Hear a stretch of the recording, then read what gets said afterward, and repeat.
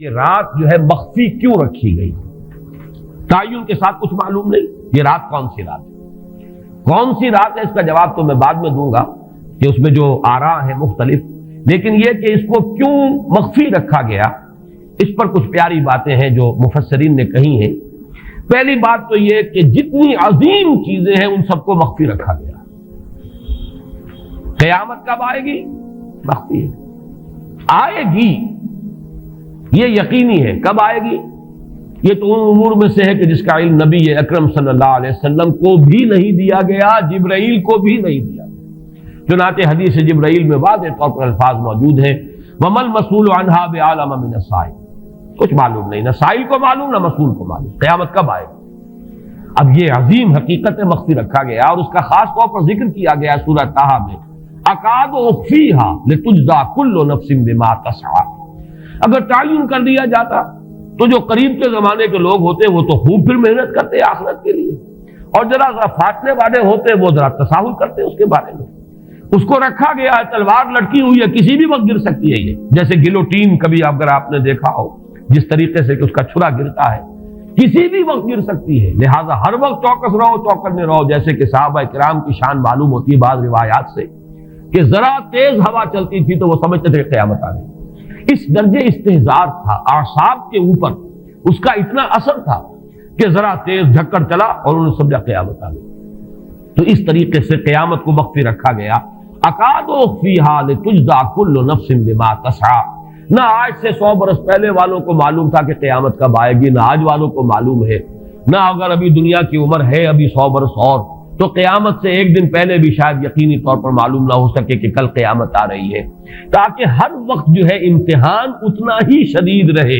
اتنا ہی کڑا امتحان رہے ہر ایک کے لیے۔ لتجزا کل نفس بما تجزا بما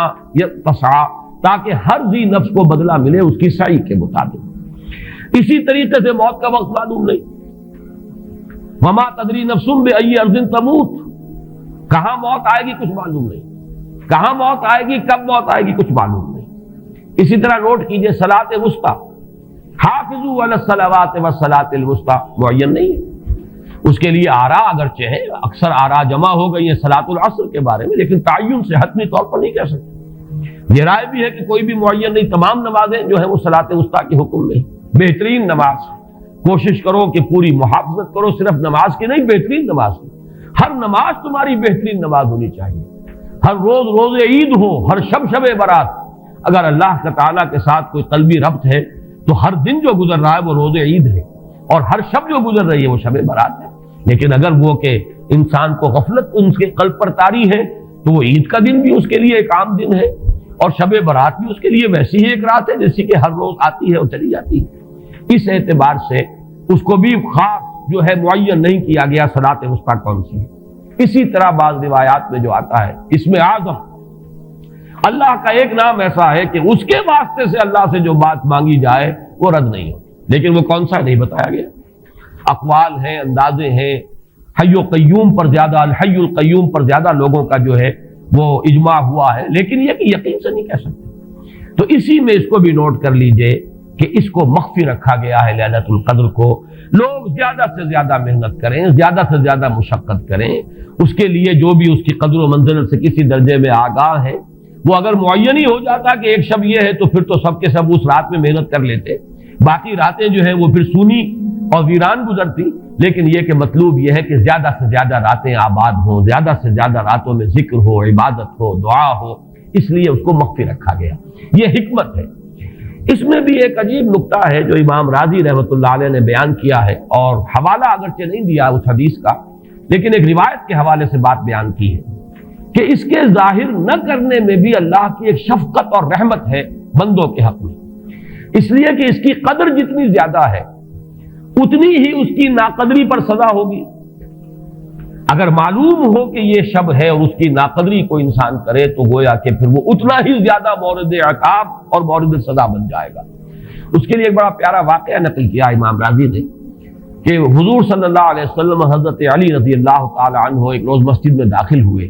ساتھ ہی آئے ہیں، دیکھا کہ ایک شخص سو رہا ہے، نماز کا وقت ہو چکا تھا۔ حضور نے حضرت علی سے فرمایا کہ اسے جگا دو، اسے ہوش میں لے آؤ تاکہ یہ وضو کرے، نماز کے لیے تیاری کرے۔ حضرت علی نے امتثال امر کیا، جا کر جگا دیا۔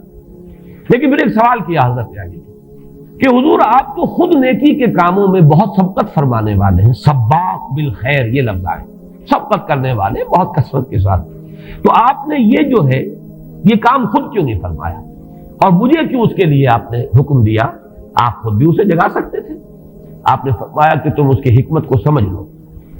میرے جگانے پر اگر وہ نہ جاگتا اور انکار کر دیتا تو کفر ہو جاتا اس کے حق میں، اور تمہارے جگانے پر اگر کوئی تساہل سے بھی وہ کام لیتا تو وہ کفر نہ ہوتا۔ تو یہ ایک فرق ہے کہ اللہ تعالیٰ کی طرف سے ایک شفقت ہے کہ حضور صلی اللہ علیہ وسلم جگاتے اور کسی درجے میں وہ انکار کر دیتا۔ کبھی ایسا بھی ہوتا آدمی نیند میں ہے اور وہ کہتا جاؤ جاؤ مجھے آرام کرنے دو، تو اگر میرے ساتھ یہ معاملہ ہوتا تو وہ کفر کے درجے کو پہنچ جاتی بات، لیکن اگر تمہارے ساتھ یہ معاملہ ہو بھی جاتا تو اس درجے شدید نہ ہوتا۔ تو گویا کہ حضور نے اس شخص پر شفقت کے اعتبار سے یہ شکل اختیار کی کہ خود نہیں جگایا، بلکہ یہ کہ حضرت علی رضی اللہ تعالیٰ عنہ کو حکم دیا کہ اسے جگا دیں۔ تو یہ نقطہ کہ لیلۃ القدر کے اخفاء میں یہ بات بھی ہے کہ اگر اس کو عیا کر دیا جاتا، معین کر دیا جاتا، تو پھر جو لوگ اس سے غافل رہتے پھر وہ بہت سخت ناقدری کا ارتکاب کرتے اور بڑی سزا کے مستوجب ہو جاتے۔ اب چھٹی بحث ہے کہ وہ رات کون سی ہے۔ اگرچہ ایک رائے شاذ یہ بھی ہے کہ وہ رمضان سے باہر کی رات بھی ہو سکتی ہے، لازم نہیں ہے کہ رمضان ہی کی کوئی شب ہو۔ اس میں چونکہ بعض حضرات نے ایک روایت کی وجہ سے جسے ہم شب برات کہتے ہیں، لیلۃ البرات، یہ شعبان کی 15ویں شب، درمیانی شب، اور اس کے بارے میں ایک روایت موجود ہے حضرت عائشہ صدیقہ رضی اللہ تعالی عنہا کی کہ رات کے وقت ان کی آنکھ کھلی اور وہ باری آپ ہی کے پاس شب باسی کی تھی حضور کی، تو حضور موجود نہیں تھے، تو تشویش ہوئی کہاں گئے۔ تو جب تلاش کی گئی تو معلوم ہوا کہ حضور جنت البقیع قبرستان میں پہنچے ہوئے ہیں اور وہاں آپ ان کے لیے جو بھی وہاں دفن ہے ان کے لیے استغفار فرما رہے ہیں۔ جب پوچھا گیا معاملہ کیا، تو آپ نے فرمایا یہ بڑی عظیم رات ہے اور اس رات میں فوت ہونے والوں کا فیصلہ ہو جاتا ہے، پیدا ہونے والوں کا فیصلہ ہو جاتا ہے۔ تو اب وہ بھی ایک لیلہ مبارکہ، اسی وجہ سے بعض لوگوں نے وہ جو سورہ دخان کی ابتدائی آیات ہے انا انزلناہ فی لیلۃ مبارکۃ، اس کو محمول کیا ہے اسی رات پر کہ جس کو ہم شب برات کہتے ہیں اپنی عام اصطلاح میں، لیلۃ البرات اسے عربی میں کہا جاتا ہے۔ برات کے معنی کسی کا چھٹکارا پا لینا۔ یہ شب برات جو ہے وہ برات شادی والی برات نہیں ہے، بلکہ یہ برات کا لفظ ہے عربی زبان کا، جو ہمارے ہاں وہ غلط العام میں برات شب برات بن گیا ہے۔ برات، برات من اللہ ورسولہ، جو سورہ برات کا پہلا لفظ ہے کہ چھٹکارا پانا، کہ وہ رات بھی ایسی ہے کہ اس میں انسان استغفار کرے اور اللہ تعالیٰ سے اپنے گناہوں کی معافی مانگے تو اپنے آپ کو جہنم سے چھٹکارا دلا سکتا ہے، وہ شب برات ہے۔ اس اعتبار سے کچھ لوگوں نے گمان کیا کہ شاید لیلۃ القدر اور لیلہ مبارکہ اس حدیث کی روح سے وہی شب ہے، وہ ظاہر بات ہے کہ خارج از رمضان مبارک ہے، اور یہ کہ اس کے علاوہ بھی بعض آراء ہیں، لیکن یہ آراء جو ہے شاذ کے درجے میں۔ میں یہ کہہ سکتا ہوں کہ تقریباً اجماع ہے اس پر کہ یہ رات رمضان مبارک ہی کی ایک رات ہے۔ اس کی دلیل ایک تو یہ کہ القرآن یفسر بعضہ بعضا کے اصول کے مطابق قرآن مجید کے اندر سورہ بقرہ میں یہ واضح کر دیا گیا شہر رمضان الذی انزل فیہ القرآن، رمضان مبارک کا مہینہ وہ ہے کہ جس میں قرآن نازل کیا گیا، اور یہاں فرمایا انا انزلناہ فی لیلۃ القدر، ہم نے اس کو اتارا ہے لیلۃ القدر میں۔ ان دونوں کو جوڑیے تو اس کا ایک لا محالہ جو ایک انیویٹیبل رزلٹ نکلتا ہے وہ یہی ہے کہ یہ لیلۃ القدر رمضان مبارک میں۔ دوسری اس کی تائید ہوتی ہے وہ مشہور حدیث جس کو الحمدللہ کہ ہم نے بہت عام کیا ہے، رمضان مبارک کی آمد سے قبل کوشش ہوتی ہے ہر سال جو ہے اس کی یاد دہانی کرا دی جائے۔ ایک طویل خطبہ جو حضور نے دیا تھا، خطبنا رسول اللہ صلی اللہ علیہ وسلم فی آخر یوم من شعبان، یہ حضرت سلمان فارسی رضی اللہ تعالیٰ عنہ سے مروی ہے کہ حضور نے شعبان کے آخری دن ہمیں خطبہ ارشاد فرمایا، یا ایھا الناس قد اظلکم شہر عظیم شہر مبارک شہر فیہ لیلۃ خیر من الف شہر، لوگوں آگاہ ہو جاؤ، تم پر ایک بہت مبارک مہینے نے، بڑی عظمت والے مہینے نے سایہ کر دیا ہے، سایہ فگن ہو گیا ہے تم پر ایک مہینہ جو بڑی عظمت والا ہے، شہر عظیم جو بڑی برکت والا ہے، شہر مبارک۔ اور تیسرا جملہ اس میں یہی ہے شہر فیہ لیلۃ خیر من الف شہر، وہ مہینہ کہ جس میں ایک رات وہ بھی ہے کہ جو 1000 مہینوں سے افضل ہے۔ ان دونوں چیزوں کے حوالے سے تقریباً دلائل بھی موجود ہیں، اور ویسے یہ کہ جیسا کہ میں عرض کر چکا ہوں اجماع ہے کہ یہ رمضان مبارک ہی کی ایک شب ہے۔ لیکن رمضان مبارک کی کون سی شب ہے، اس پر بعض مفسرین نے تو لکھا ہے کہ 40 قول ہیں۔ چنانچہ صاحب تفسیر مظہری قاضی ثناء اللہ پانی پتی نے، میں نے وہ تفصیل تو نہیں پڑھی، کہ 40 قول نقل کیے، لیکن امام راضی نے جو 9 قول نقل کیے ہیں وہ میں تیزی کے ساتھ آپ کو سنا دیتا ہوں۔ ابن رزین رحمہ اللہ کا قول یہ ہے کہ رمضان کی پہلی شب ہے۔ حضرت حسن بصری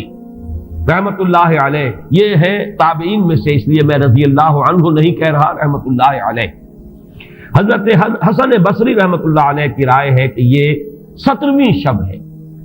یعنی وہ شب کہ پھر جس کے اگلے دن جو ہے وہ غزوہ بدر ہوا ہے، یوم الفرقان۔ حضرت انس رضی اللہ تعالی عنہ مرفوعاً روایت کرتے ہیں کہ یہ 19ویں شب ہے۔ محمد بن اسحاق جو بہت بڑے سیرت نگار ہیں حضور کے، ان کا قول ہے کہ یہ 21ویں شب ہے۔ حضرت عبداللہ ابن عباس رضی اللہ تعالی عنہما سے قول جو ہے مروی ہے کہ یہ 23ویں شب ہے۔ حضرت عبداللہ ابن مسعود رضی اللہ تعالی عنہ سے مروی ہے کہ یہ 24ویں شب ہے۔ اور اس کو میں ذرا اہمیت دیتا ہوں اس لیے کہ 24ویں شب جو ہے سورہ علق کی ابتدائی آیات کے نزول کے ضمن میں کچھ حساب کتاب کے جوڑنے سے 24ویں اور 25ویں شب کا بھی معاملہ جڑتا ہے، جو کہ میں نے آپ کو سورہ علق کے درس کے دوران بتایا تھا۔ اس کے بعد حضرت ابو ذر غفاری رضی اللہ تعالیٰ عنہ کا قول ہے کہ یہ 25ویں شب ہے۔ اس کے بعد حضرت ابی ابن کعب رضی اللہ تعالیٰ عنہ کا قول ہے، یہ وہ ہے جن کو کہ حضور نے خود فرمایا کہ اقرأہم ابی ابن کعب، قرآن مجید کے سب سے بڑے قاری حضرت ابی ابن کعب ہیں رضی اللہ تعالیٰ عنہ۔ اور ان کے بھی سینے پر آپ نے تھپکی دی تھی کہ ایک سوال کیا آپ نے کہ سب سے عظیم سورت کون سی ہے،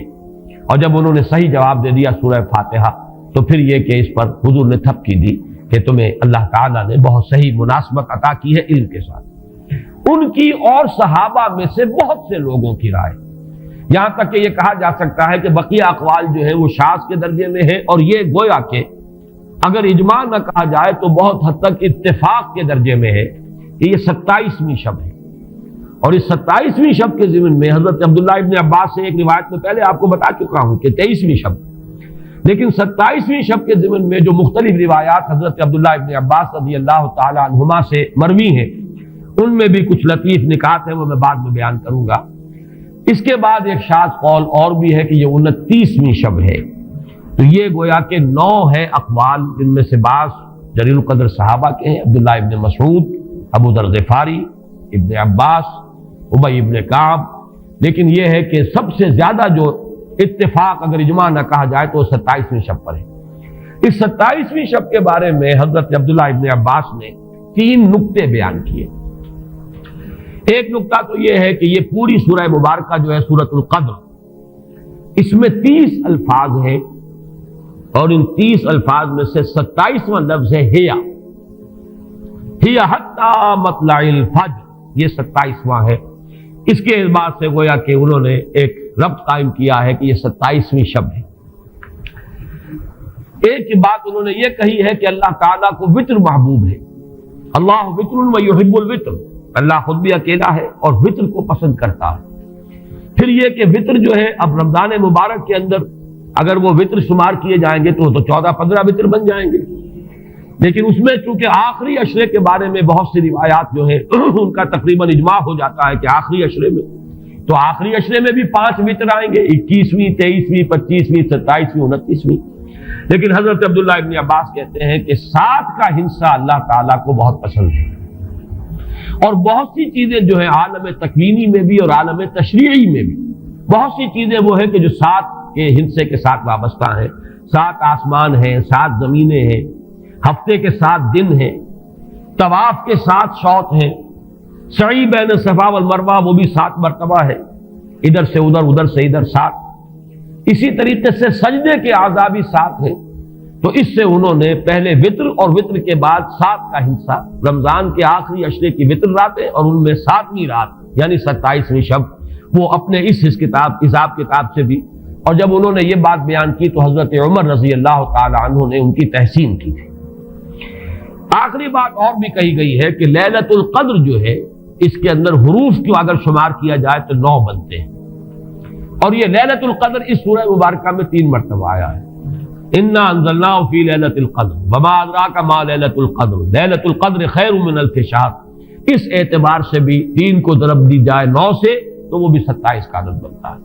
بہرحال یہ میں نے جیسا کہ عرض کیا تھا کہ ان کا کوئی تعلق نہ صرف سے ہے، نہ نحو سے ہے، نہ روایات سے، لیکن بہرحال حضرت عبداللہ ابن عباس کا ایک ذوق ہے. اس کو آپ ذوقی باتیں بھی کہہ سکتے ہیں، لیکن یہ کہ حضرت عبداللہ ابن عباس کی ذوقی بات ہے، لہذا اس کا کم سے کم تذکرہ ہو جانا چاہیے. ایک بحث یہ ہے کہ اہیا باقیۃ ام لا، کیا یہ رات جو اس کی عظمت تھی یہ باقی ہے یا صرف وہی رات جو تھی جس میں کہ قرآن مجید نازل کیا گیا وہی عظمت کی حامل تھی. انا انزلناہ فی لیلۃ القدر، یا یہ کہ اب بھی ہر سال یہ رات آ رہی ہے تو اسی عظمت کی حامل ہے، اسی قدر و منزلت کی، اسی برکت کی حامل ہے. اس پر بھی تقریباً ایک اجماع ہے کہ یہ لیلۃ القدر باقی ہے، ہر سال آتی ہے.